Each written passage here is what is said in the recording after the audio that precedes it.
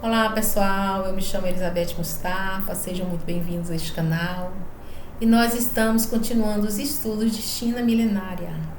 Nós já estudamos a China no período Xia, partindo lá do homem pré-histórico, do homem de Pequim. Navegamos por esse período tão importante da mitologia chinesa, entramos na dinastia Shang, falamos dos xamãs, daqueles que estudavam floresta, daqueles médiuns curadores. E agora estamos falando da China Shou, a terceira dinastia. Um período muito importante, principalmente por causa da grande efervescência filosófica que vai acontecer neste período.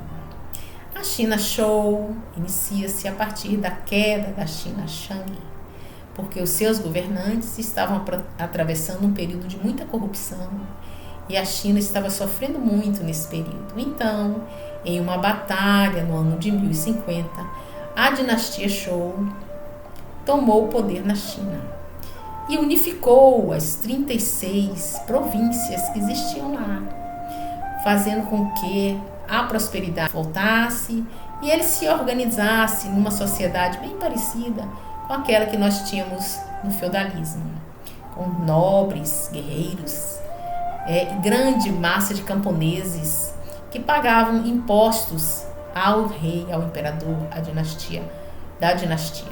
Então, esse grupo, muito parecido com o feudalismo, também vai desenvolver a fundição do ferro.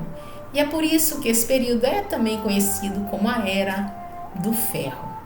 E nós vamos ver aí esse desenvolvimento, vamos ver também alguns escravos, vítimas das batalhas, que vão ter uma vida razoavelmente parecida com aquelas dos camponeses, já que em tempos de guerra eram convocados, trabalhavam na lavoura e muitas vezes nas construções, nas grandes construções, como eu falei para vocês, também das muralhas que eles habitualmente construíam em volta das cidades para que não houvesse ataques dos bárbaros que viviam no entorno. Então a China vai se desenvolvendo aí. E nós vamos ver agora o desenvolvimento da filosofia sendo citado por Emmanuel no livro A Caminho da Luz. Vale lembrar que nós já falamos aqui também daquele outro livro que se chama Exilados da Capela. E Emmanuel, neste livro, faz uma referência à China milenária, sendo muito anterior à entrada dos capelinos egípcios, arianos, indianos e israelitas. A China vem neste contexto e agora, com esse desenvolvimento, a China se torna muito mais um local de sabedoria, de ética, de respeito, que anteriormente na dinastia Shang, como nós vimos, ainda era muito primitiva, né? Muito primária, com hábitos ainda muito grotescos. E Deus, na sua imensa sabedoria e no seu projeto divino de evolução no planeta Terra, que é organizado pelo nosso governador Jesus, traz aqui para esse período da China grandes sábios, a fim de ajudá-los na evolução desse grupo que está aí se desenvolvendo no Oriente. Vamos ver o que Emmanuel traz no livro A Caminho da Luz sobre essas referências. Na página 67 do livro A Caminho da Luz, nós vamos ver Emmanuel citar um grande pensador conhecido como Fo-Hi, mas que eu já vi em outros tratados, em outros livros, em outras biografias, o Fo-Hi sendo conhecido como Fu-Xi e sendo pronunciado como Fu-Si, sendo tratadas para o mesmo personagem, para o mesmo sábio. E ele coloca aqui no livro, aspas, para Emmanuel: Jesus, na sua proteção e na sua misericórdia, desde os tempos mais distantes, enviou missionários àqueles agrupamentos de criaturas que se organizavam econômica e politicamente entre as coletividades primárias da Terra. Então ele coloca aqui, olha, que Jesus, no seu projeto divino de evolução, sempre enviou, pessoas para auxiliar nessa trajetória do planeta. E aqui ele coloca aqui, ó, a história não vos fala de outros antes do grande Forri, que foi o compilador de suas ciências religiosas, nos seus trigramas duplos, que passaram do pretérito remotíssimo aos estudos da posteridade. Então ele vai falando aqui que Forri, que criou trigramas do I Ching, é de grande importância porque até hoje o I Ching é estudado com muita profundidade e continua Emmanuel.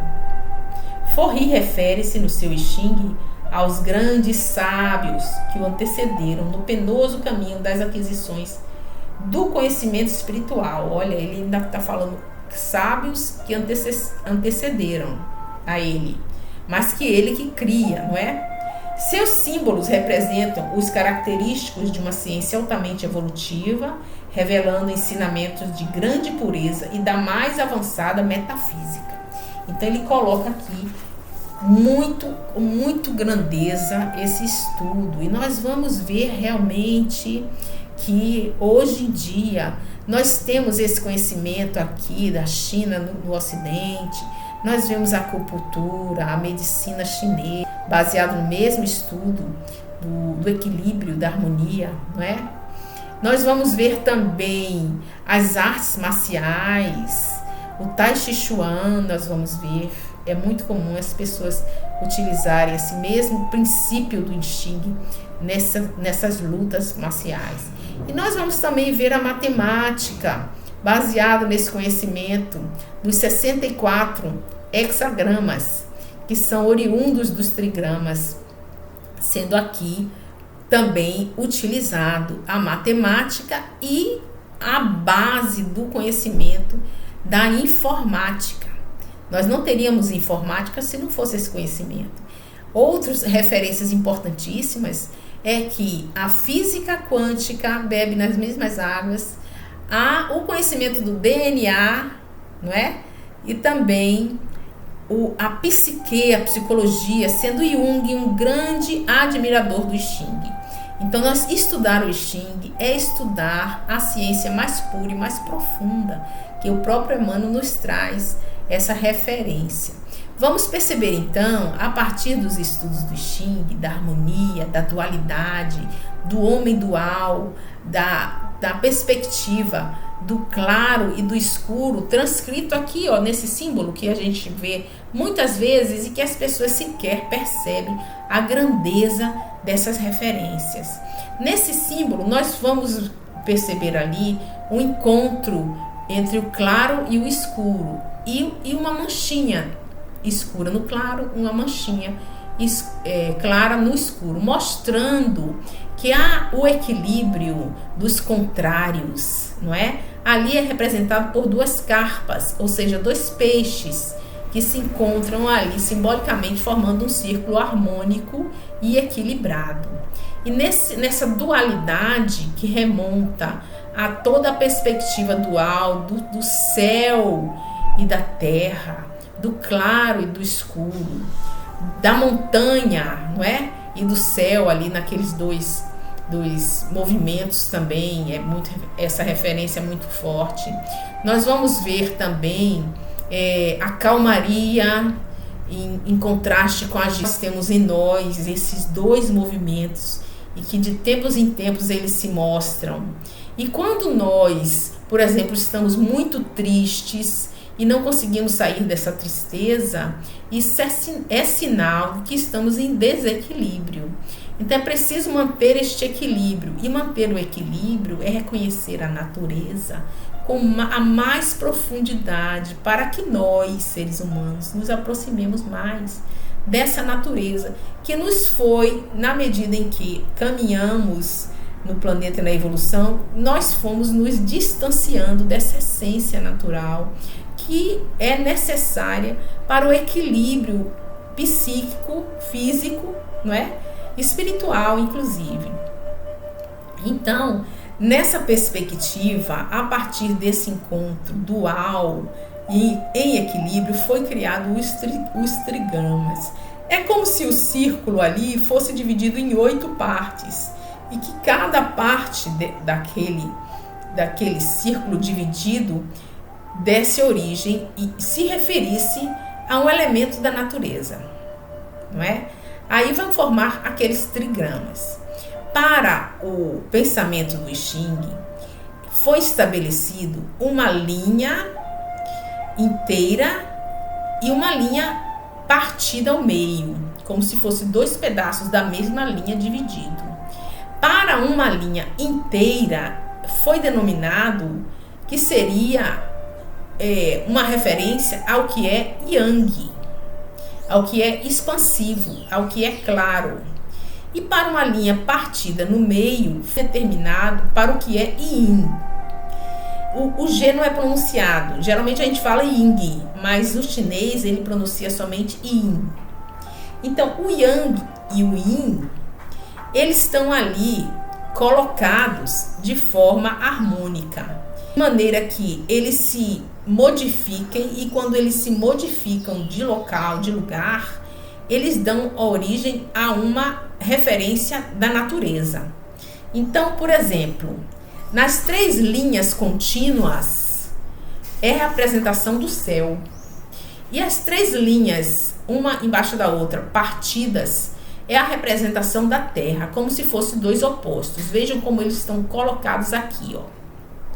Então, as 3 linhas de cima é o céu e as 3 de baixo é a terra. Então, céu e terra são opostos, por isso estão colocados frente a frente no lado oposto ao ideograma que está ali no centro, representando o equilíbrio do Yin e Yang. Percebam? Isso ali, cada 3 linhas dessa é o que nós consideramos os trigramas. Mas vejam só, existem outros elementos. O lago em oposição à montanha, a água em oposição ao fogo e o vento em oposição ao trovão. Então esses elementos, eles estão opostos ali, colocados no entorno do símbolo do Yin Yang, como se, estando em oposição, eles estão em equilíbrio quando não estão totalmente tomados. Por exemplo, é preciso refletir cada um desses elementos com profundidade. Quando você fala em céu, é preciso que você entre em processo de meditação para entender o que é o céu. Então, em todas as formas que o céu pode nos despertar. Claridade, calma, não é? Todas as formas que o céu pode trazer. Deus, a espiritualidade, o encontro com o divino representa céu. E o que é terra?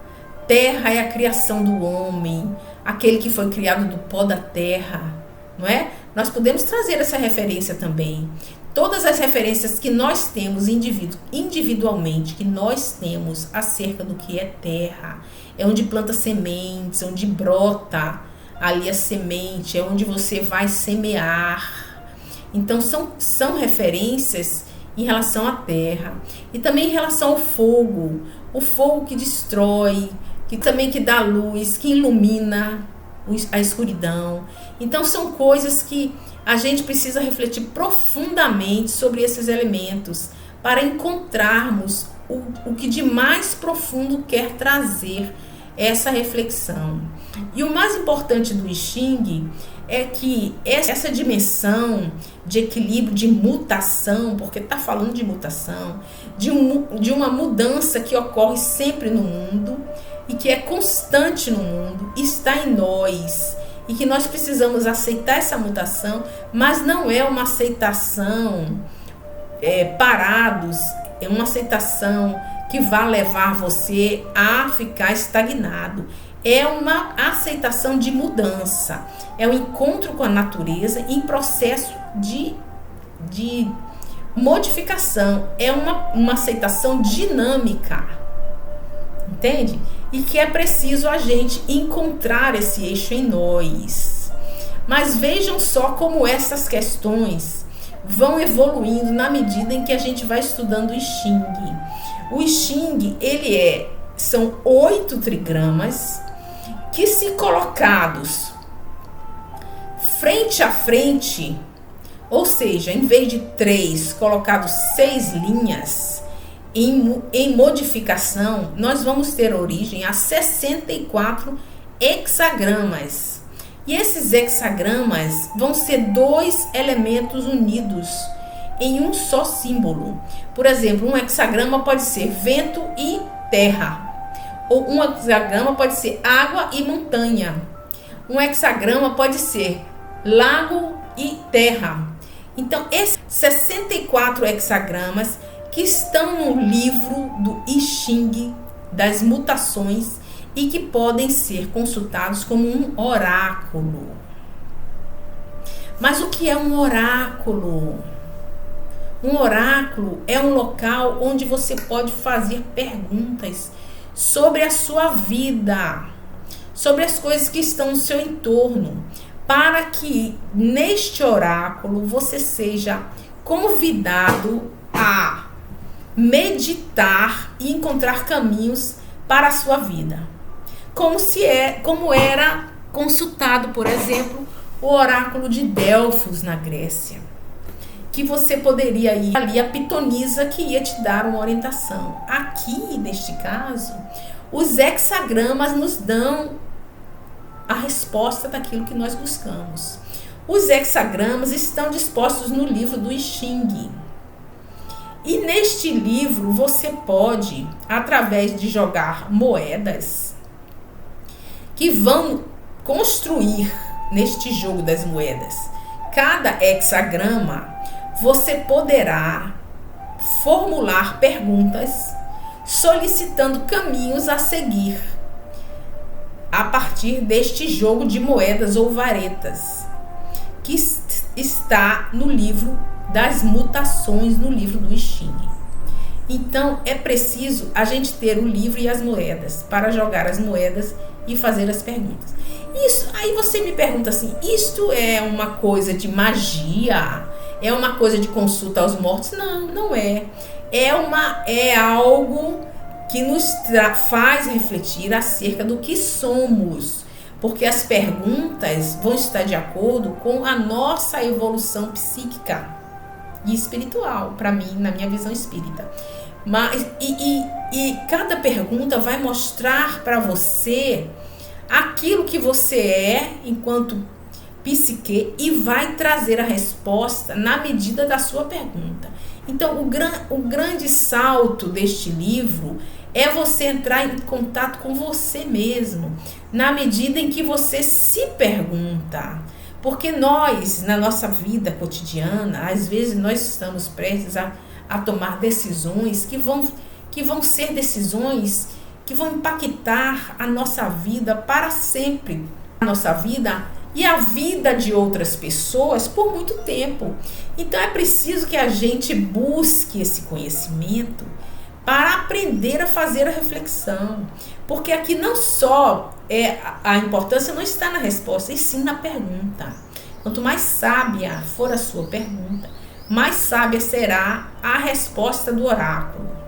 Então é preciso a gente ter o livro e as moedas do I Ching. E eu já providenciei o meu. E na próxima aula, vou fazer um vídeo para vocês, para que a gente possa fazer uma pergunta para o oráculo. Mas uma pergunta que não tem uma resposta de sim e não. Não é uma resposta que vai te dar sim ou não. É uma pergunta que você deve fazer para o oráculo, colocando: se eu fizer esta e esta atitude, se eu tiver esta ou aquela atitude, qual é a solução que eu terei? E aí o oráculo vai mostrar um hexagrama que vem trazer a sabedoria daquela pergunta que você trouxe. E é preciso refletir acerca daquela sabedoria. Então, o que ele está trazendo aqui? Ele está trazendo o conhecimento metafísico, porque você vai dialogar com a sua energia, não é? É por isso que Emmanuel traz aqui, olha, não é uma brincadeirinha de joguinhos e nem uma mágicazinha. É um manancial de conhecimento e sabedoria profundos, que dão respostas profundas para aquele que busca. Porque, na verdade, quando você vai consultar o oráculo, você é um buscador. E você vai querer respostas para a sua mudança pessoal, para a sua mudança. Porque se você não quer mudar, você não procure, nem venha procurar. Porque é preciso estar em harmonia com a mutação. Porque o I Ching é o livro das mutações. E só o buscador que quer mudar de atitude para melhorar, para evoluir, para se melhorar como ser humano, é capaz de tirar dali algum proveito.